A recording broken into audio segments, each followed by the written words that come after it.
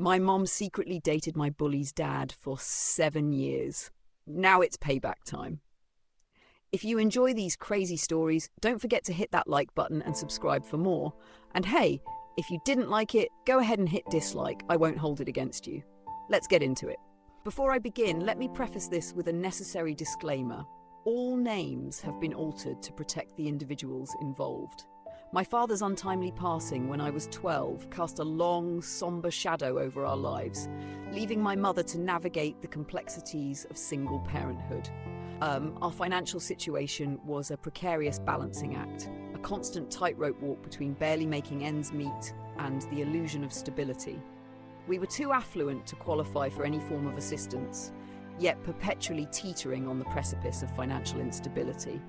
I was a lanky, awkward child, all elbows and knees, a prime target for the school's resident bullies. They christened me with a litany of cruel nicknames: string bean, skeleton, walking anorexia case, a relentless, mocking chorus that served as a prelude to the orchestrated symphony of suffering that awaited me in high school.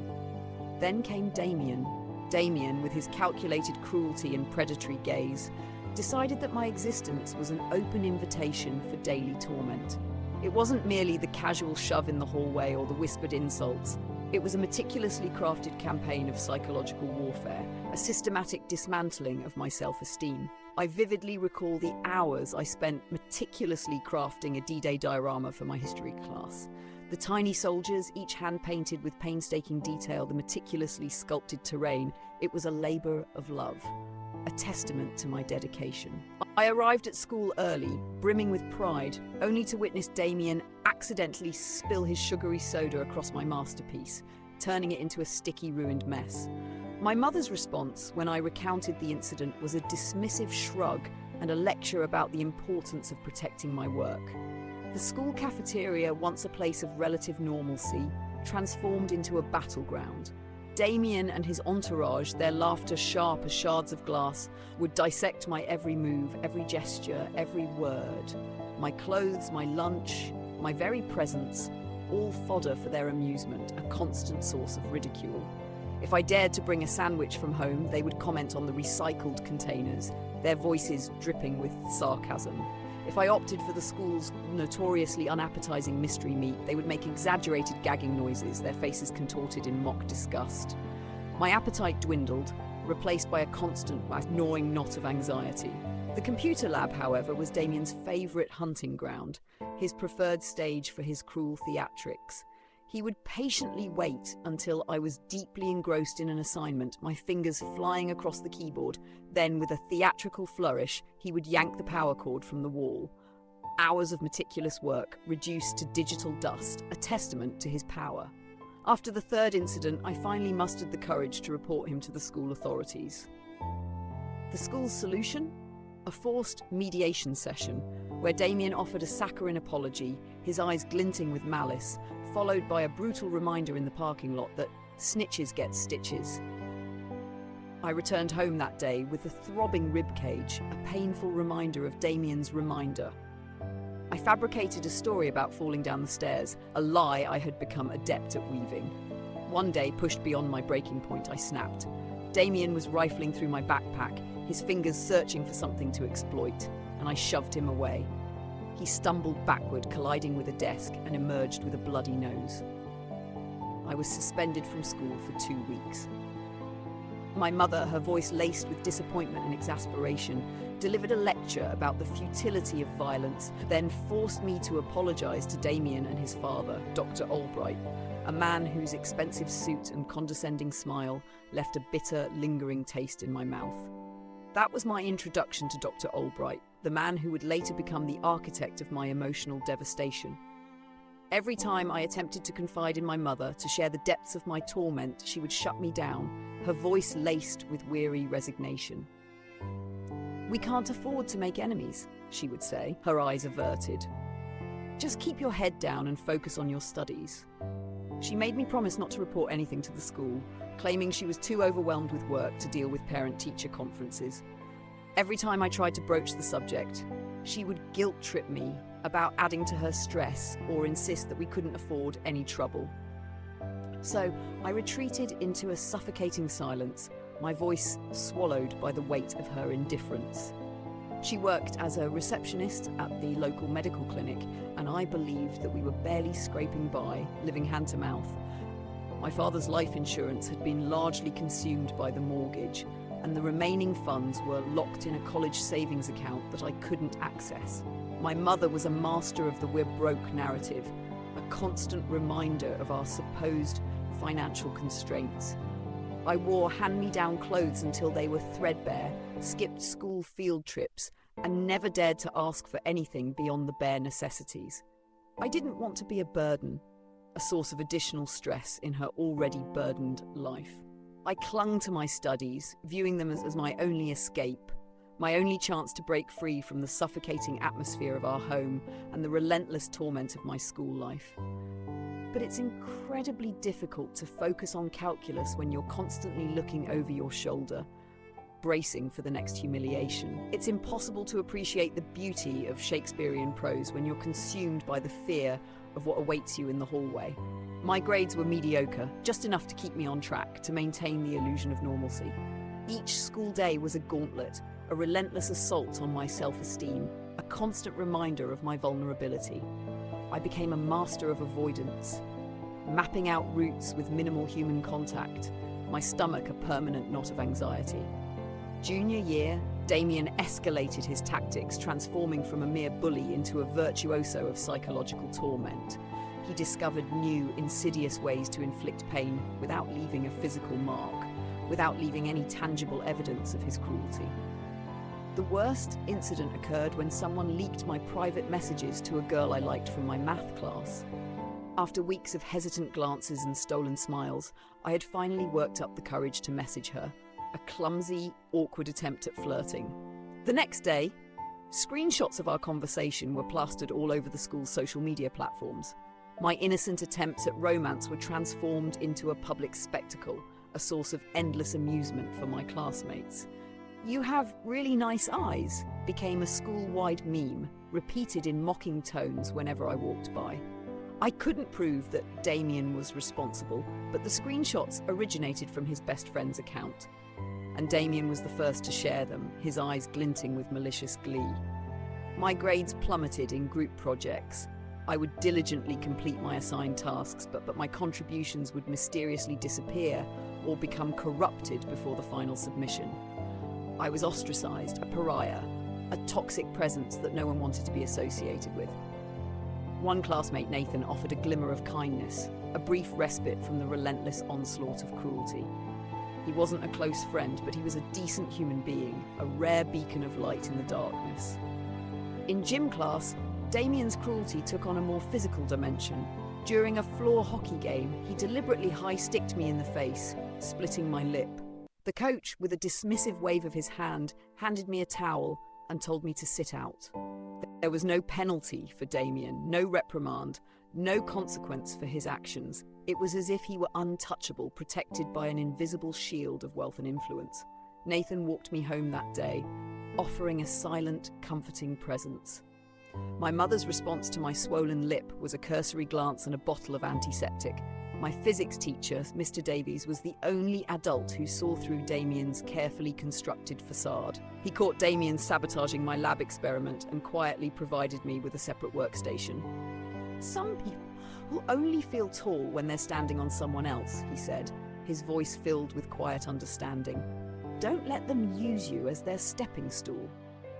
I started spending my lunch periods in his classroom, finding solace in his quiet understanding and his unwavering belief in my potential.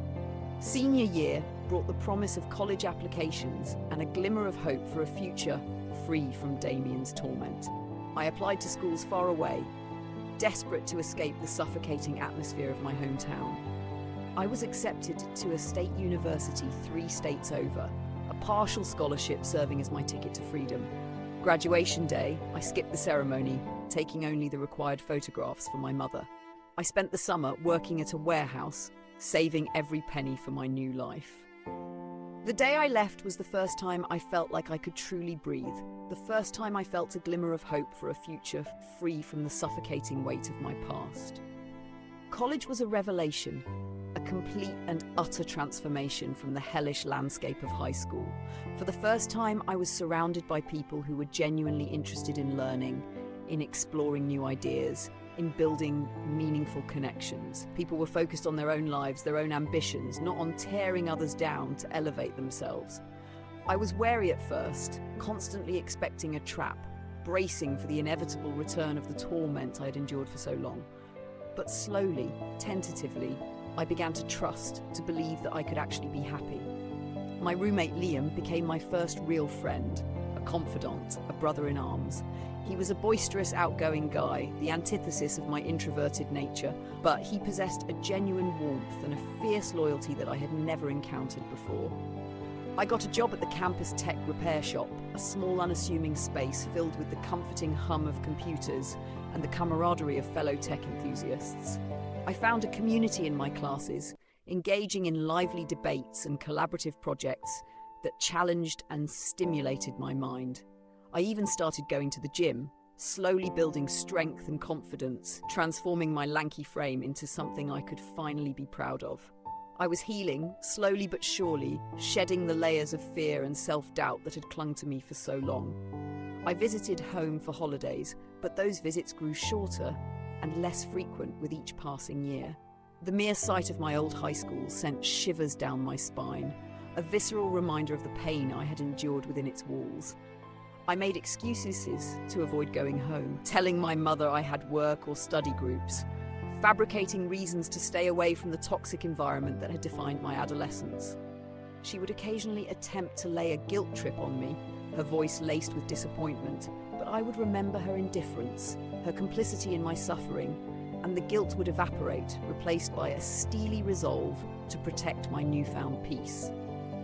By my junior year of college, I was almost unrecognizable from the timid, withdrawn boy who had left home 4 years earlier.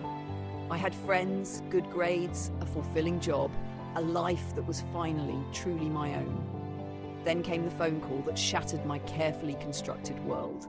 The phone call that plunged me back into the heart of the darkness I had fought so hard to escape. My mother, her voice brimming with an uncharacteristic excitement, wanted me to come home for Christmas. She had someone special she wanted me to meet, someone she was eager to introduce me to. I was genuinely happy for her. After years of what seemed like quiet loneliness, she deserved to find happiness, to experience the joy of companionship. I reluctantly agreed to come home, even taking extra days off work to accommodate her request. I arrived home to a house that was noticeably different, transformed by subtle yet significant changes. It was cleaner, more stylish, smelling of expensive candles and potpourri. My mother was radiant, her face glowing with a newfound confidence. She was wearing new clothes, her hair perfectly styled, her entire demeanor exuding an air of contentment that I had never witnessed before. She informed me that her boyfriend and his children would be joining us for Christmas Eve dinner. She wanted us to have a night together first, a chance to reconnect before the chaos of the holiday festivities. We ordered pizza, watched old movies, and for a fleeting moment, I felt a flicker of the old connection. A brief respite from the tension that had defined our relationship for so long. The next morning, my mother was a bundle of nerves, flitting around the house, meticulously arranging every detail, ensuring that everything was absolutely perfect. Around 4 p.m, as the anticipation reached its peak, she blindfolded me, her voice trembling with excitement. "It's a surprise," she said, her hands shaking slightly as she tied the fabric behind my head. I played along, my heart pounding with a mixture of apprehension and curiosity. She carefully led me to the living room, the air thick with anticipation, and then, with a dramatic flourish, she removed the blindfold. Standing before me, bathed in the warm glow of the Christmas tree lights, was Damien, his smug grin unchanged, his younger brother clinging to his side, and Dr. Albright, his arm possessively draped around my mother's waist. My world shattered into a million pieces, the carefully constructed facade of my life crumbling before my eyes.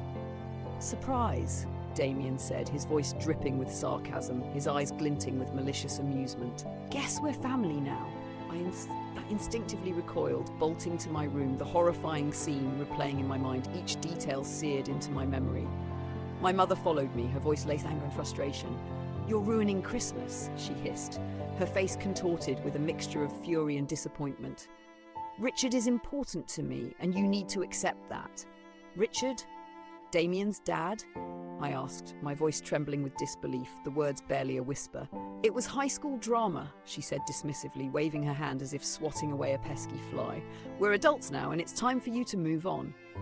7 years, I said, the words a bitter taste in my mouth, each syllable laced with pain and betrayal. "You've been dating him for 7 years, and you never told me?" "It just never seemed like the right time to tell you," she stammered, her eyes darting away, unable to meet my gaze. "It was never the right time, was it?" I said, my voice rising in anger, the dam of suppressed emotions finally breaking. "Not when I was coming home with bruises. Not when I was failing classes because I was terrified to go to school. Not when I was begging you to do something, anything, to protect me from the torment I was enduring." She looked away, her silence a deafening confirmation of her complicity, her indifference, her betrayal. That night was a blur, a surreal nightmare from which I couldn't awaken. I forced myself to be polite, to endure the awkward small talk, the forced smiles, the suffocating pretense of normalcy. Damien, sensing my discomfort, made a few veiled jabs, his eyes glinting with malicious amusement, a subtle reminder of his power over me. Dr. Albright, seemingly oblivious or uncaring, droned on about his medical practice, his voice a soothing balm to my mother's ears, his presence a constant reminder of the twisted reality I was trapped in. I wanted to scream, to lash out, to shatter the carefully constructed facade of their happy family, but I held my tongue, forcing myself to maintain a semblance of control. I was a guest in their charade, a captive audience to their twisted reality, forced to endure the very people who had caused me so much pain. The next morning, I packed my bags, my hands shaking with a mixture of anger and despair. I told my mother I was feeling unwell and needed to get back to campus, fabricating an excuse to escape the suffocating atmosphere of her home. She didn't argue, her relief palpable, her eagerness to be rid of my presence a sharp, stinging rebuke. As I walked out the door, leaving behind the wreckage of my shattered illusions, I turned back one last time, my eyes filled with a mixture of sadness and resentment. "I hope you're happy," I said, my voice flat, devoid of emotion. "You've finally got the family you always wanted." Back at college, I was a mess, a broken shell of the person I had been before that fateful Christmas. I couldn't sleep, haunted by the image of Damien's smug grin and my mother's averted gaze. I couldn't eat, my stomach churning with a mixture of anger and nausea. Liam, seeing my distress, finally coaxed the truth out of me, patiently listening as I recounted the events of the holiday, his face growing darker with each word. When I finished, he was silent for a long moment, his usually boisterous demeanour replaced by a quiet fury. Then he exploded, his voice raw with anger and disbelief. "That's messed up, man," he said, his fists clenched at his sides. "That's seriously messed up, what they did to you. It's just unforgivable." He wanted me to confront them, to expose their lies, to hold them accountable for their actions. But I was too broken, too exhausted to even contemplate such a monumental task. I just wanted to disappear, to crawl into a hole and shut out the world. I spent the next few months in a fog, going through the motions of my daily life, my joy replaced by a hollow ache, a constant reminder of the betrayal I had endured. I avoided my mother's calls, letting them go straight to voicemail, unable to bear the sound of her voice, to endure her inevitable excuses and justifications. One day, several weeks later, I received a call from an unfamiliar number. Hesitantly, I answered, my heart pounding in my chest, bracing for more bad news. It was Liam, his voice urgent, his tone suggesting that something important was about to unfold. "You need to hear this," he said. He put me on speakerphone, and I heard another voice, hesitant, apologetic. It was another classmate from high school, someone I barely knew, a face in the crowd. "We all thought you knew, man. It seemed impossible you wouldn't," Liam said, his voice tinged with a mixture of guilt and disbelief. "Plus, it was Damien's dad. Nobody wanted to get on his bad side by being the one to tell you." The classmate on the phone, whose name I later learned was Kevin, continued, his voice trembling slightly. "Damien used to brag about it, about how his dad would cover for him, how he was untouchable because of his father's influence." The more Liam and Kevin talked, the clearer the picture became, a horrifying tapestry woven with threads of deceit and complicity. Dr. Albright had been married the entire time he was dating my mother. He'd only left his wife a few months prior when she finally caught him cheating. But the most devastating revelation was about Damien. Apparently, Damien used to brag openly about how his dad would shield him from any consequences for his bullying. "Remember when you got suspended for fighting back?" Kevin said, his voice filled with remorse. Damien told everyone his dad threatened to pull donations to the school if they punished him too. The school administration, it seemed, had been willing to sacrifice my well-being to protect their financial interests, to appease a powerful benefactor.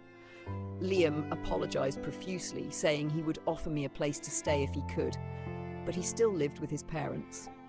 Kevin also expressed his regret, admitting that he had been too afraid to speak up at the time, but that he had always felt guilty about his silence. By the time I hung up the phone, I felt physically ill, a wave of nausea washing over me. All those years, every time I'd come home devastated, my voice choked with tears. My mother had likely been texting her boyfriend, discussing their next date, their next vacation, their next secret rendezvous.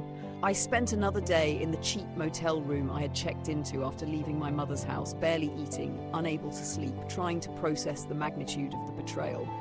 The weight of it was crushing, a suffocating blanket of despair.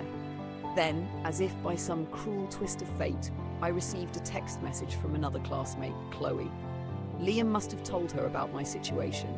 She offered me her spare room for a few days, a lifeline thrown to a drowning man. I was surprised by the sudden outpouring of support. No one had wanted to help me back then when I was desperately crying out for someone, anyone, to intervene. But now, suddenly, people were interested, their consciences stirred by the revelations of the past. I accepted Chloe's offer gratefully, knowing that I couldn't afford to stay in the motel much longer. The meagre savings I had accumulated from my college job were rapidly dwindling. At Chloe's small, cluttered apartment, more pieces of the puzzle fell into place, revealing the intricate details of the conspiracy that had shaped my life. Chloe worked in the billing department at the clinic where my mother was a receptionist, and she had witnessed the relationship between my mother and Dr. Albright firsthand. "Your mom became like the gatekeeper to his office," Chloe explained over a simple dinner of pasta and salad. "Anyone who wanted to see Dr. Albright had to go through her first. She got special treatment, preferential scheduling, the best vacation slots. Everyone knew she was his girlfriend, even though they tried to keep it quiet." Chloe's roommate, Sarah, a teacher at the local high school, chimed in, adding another layer to the already complex narrative.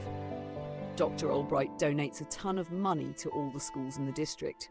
She said, her voice filled with a mixture of disgust and resignation. "That's why nobody ever did anything about Damien's bullying. The administration didn't want to risk losing those donations, so they turned a blind eye to his behaviour, sacrificing your well-being for their own financial gain." I felt a surge of anger, a burning rage that threatened to consume me. It was all so clear now, the pieces of the puzzle finally assembled to reveal the horrifying truth. My mother, blinded by her desire for wealth and status, had sacrificed my happiness, my safety, my very sense of self for a relationship built on lies and deceit.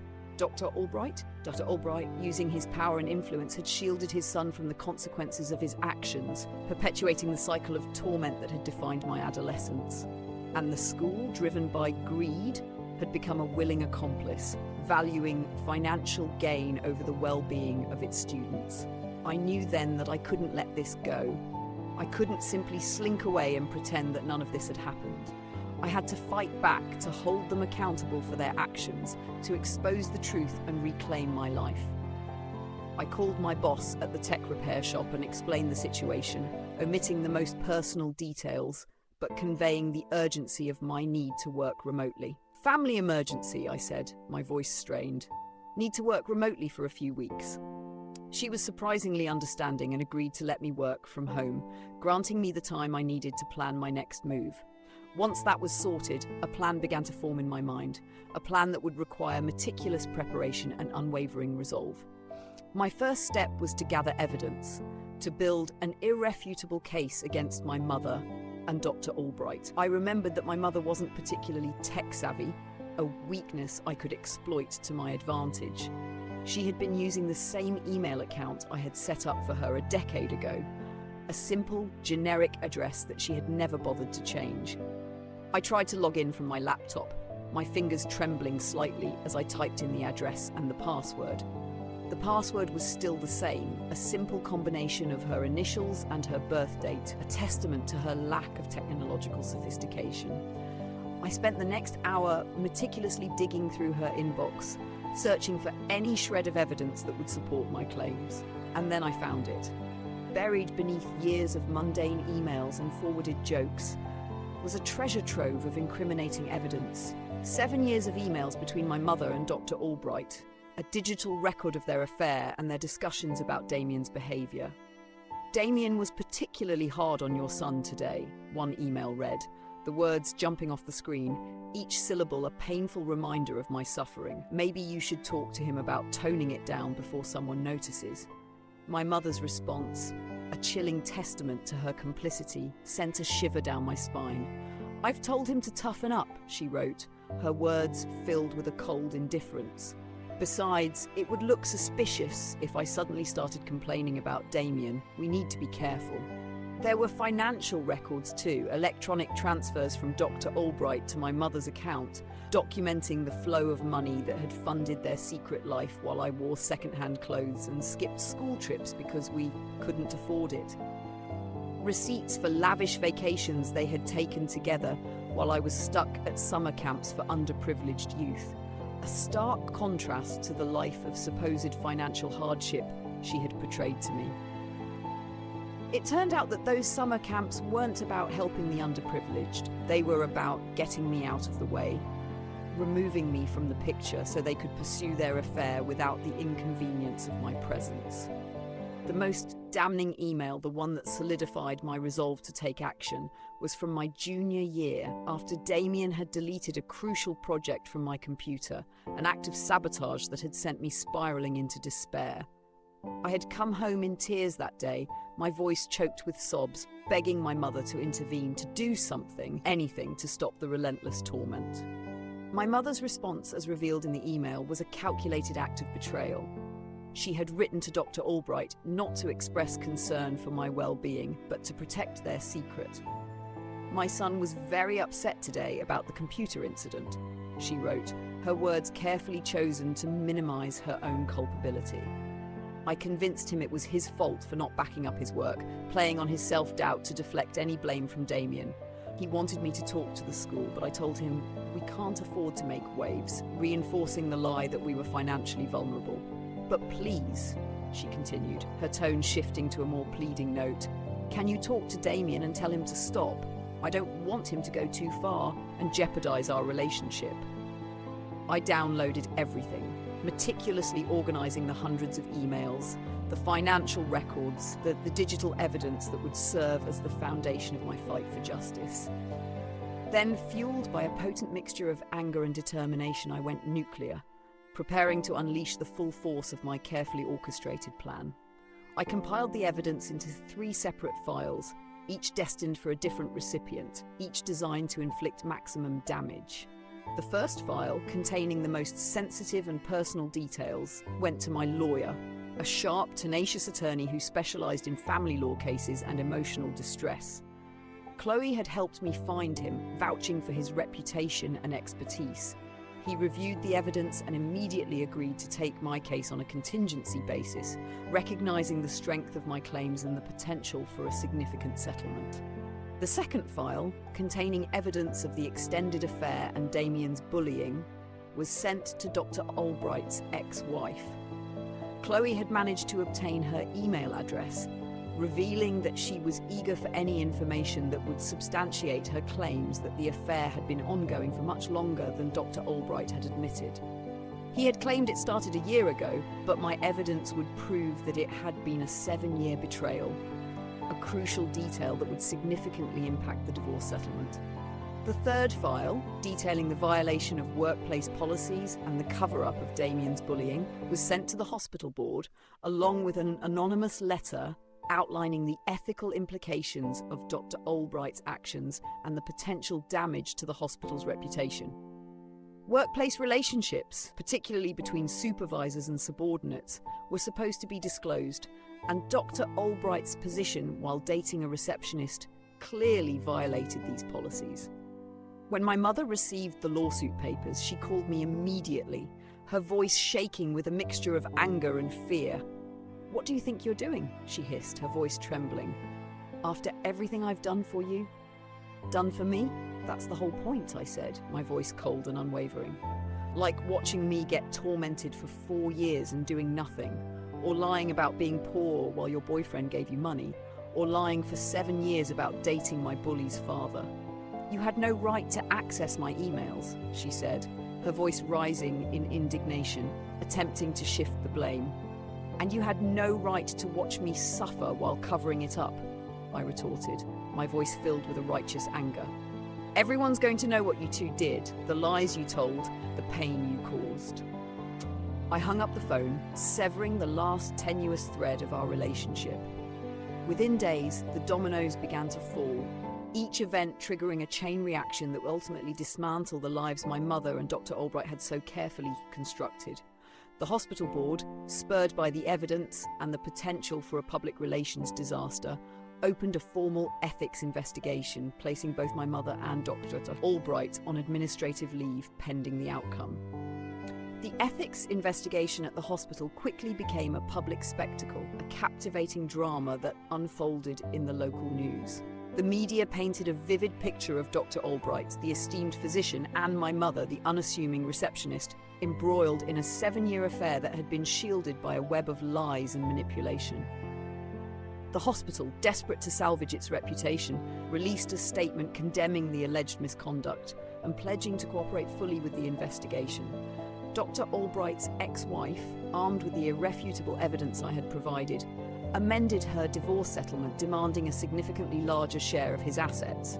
Her lawyer, emboldened by the documented proof of the prolonged affair, painted Dr. Albright as a serial deceiver, a man who had not only betrayed his marriage, but had also used his influence to shield his son's reprehensible behaviour. Damien, once the untouchable bully, found himself ostracised, the target of whispers and pointed stares. The carefully constructed facade of popularity he had cultivated throughout high school crumbled, revealing the hollow core beneath.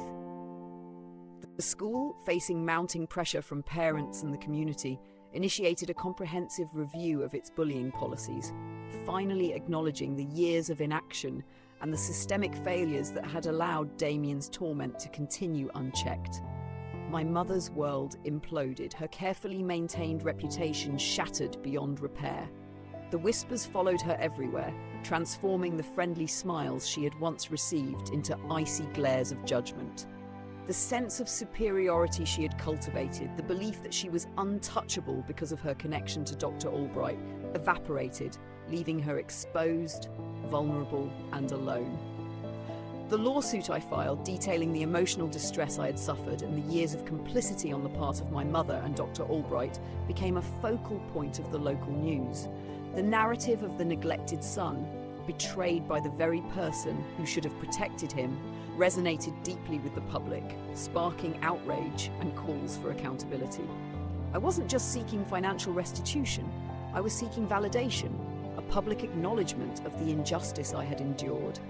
I wanted them to understand the depth of their betrayal, the years of pain they had inflicted, the lasting scars they had left on my soul.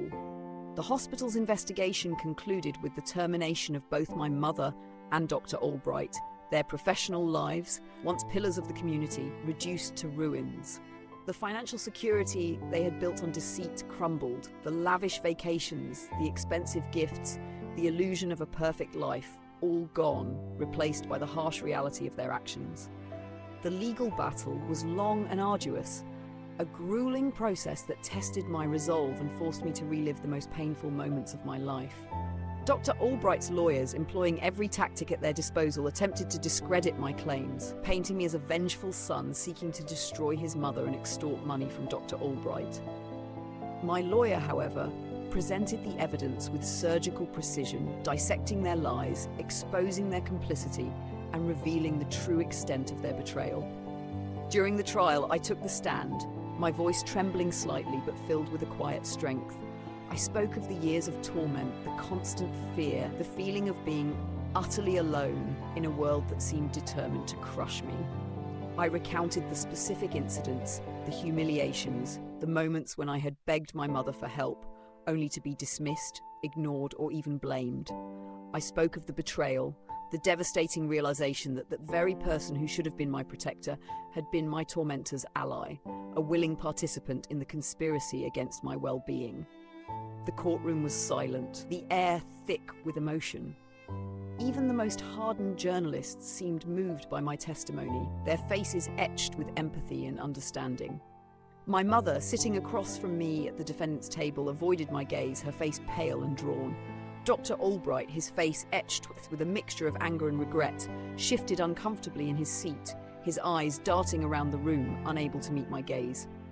The jury, after deliberating for what seemed like an eternity, returned a verdict in my favor, awarding me a significant financial compensation. But it wasn't the money that mattered most. It was the validation, the public acknowledgement of the injustice I had suffered. The court had recognized the pain they had caused, the years of suffering they had inflicted, the lasting damage they had done. After the trial, I returned to my life, but I was no longer the same person. The scars remained, a permanent reminder of my past, but they were no longer open wounds festering with anger and resentment. I had faced my demons, confronted my past, and emerged stronger, more resilient, more determined than ever to live a life free from the shadows of my past. I used a portion of the settlement to pay off my student loans, freeing myself from the financial burden that had haunted me for so long. I also set up a trust fund for my future, ensuring that I would never again be vulnerable to the whims of others. In a symbolic act of defiance, I decided to change my name, shedding the last vestige of a past I wanted to leave behind, a declaration of independence from the darkness that had defined my adolescence. My mother attempted to contact me, leaving a series of tearful voicemails, begging for forgiveness, but I ignored her calls. Unable to forgive her betrayal, unwilling to reopen the wounds that had finally begun to heal. There was nothing left to say. The bridge had been burned, and the chasm between us was too wide to cross. Dr. Albright also attempted to make contact, sending letters through his lawyer, but I refused to read them, dismissing his belated apologies as hollow gestures. Too little, too late. I found a sense of peace in the aftermath, a quiet strength that came from knowing I had fought for myself and won. I focused on my career, excelling in my field, finding satisfaction in my work. I reconnected with Nathan, the classmate who had shown me kindness in high school, and we began dating, his quiet strength and unwavering support helping me to trust again, to open myself up to new relationships. We built a life together, a life filled with love, laughter, and mutual respect, a stark contrast to the toxic environment I had endured for so long. Years later, I received an anonymous letter, a handwritten note with no return address. It was from Damien. He wrote about his own struggles, the shame he felt for his past actions, the consequences he had faced when his father's influence evaporated. He didn't ask for forgiveness, acknowledging that he didn't deserve it, but he expressed remorse for the pain he had caused me.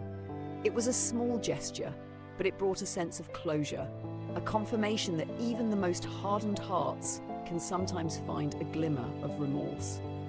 I didn't respond, but I didn't throw the letter away. It was a reminder that even in the darkest of times, there is always the possibility of redemption, however small.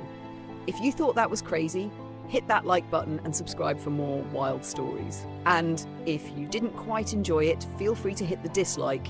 Your feedback means a lot. Drop a comment below and let me know what you think, or share your own experiences. And don't forget to check out my other videos for more insane tales. Thanks for watching, and I'll see you in the next one.